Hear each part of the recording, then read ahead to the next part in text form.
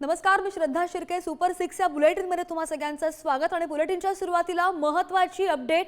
Pushpa 2 fame south superstar Allu Arjun याला जामीन मंजूर झालेला आहे. पुष्पा 2 चित्रपटाच्या प्रीमियर दरम्यान चेंगराचेंगरी झाली होती आणि या चेंगराचेंगरीत एका महिलेचा मृत्यू झाला होता.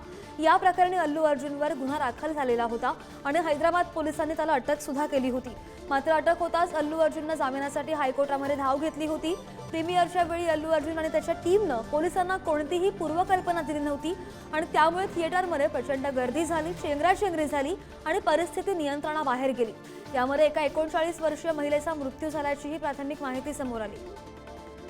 अधिकची माहिती घेऊयात. आमचे प्रतिनिधी आवेश तांदळे आपल्यासोबत आहेत. आवेश, एक ते दीड तासापूर्वी अपडेट आली होती की 14 दिवसांची पोलीस कोठडी सुनावण्यात आलेली आहे. त्यानंतर अल्लू अर्जुनने हायकोर्टामध्ये धाव घेतली आणि त्याला जामीन मंजूर झालाय.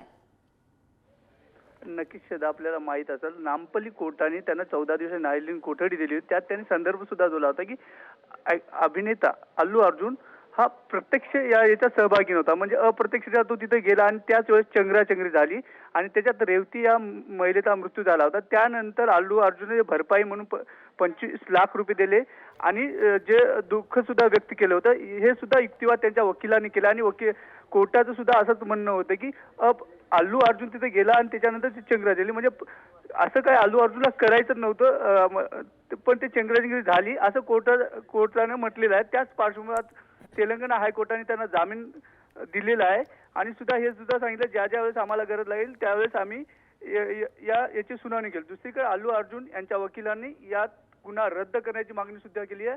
आता पुढील काही दिवसात त्यावर सुद्धा सुनावणी होईल. श्रद्धा, निश्चित या सुनावणीकडे आपलं लक्ष असेल. आवेश, धन्यवाद दिलेल्या सगळ्या सविस्तर माहितीसाठी.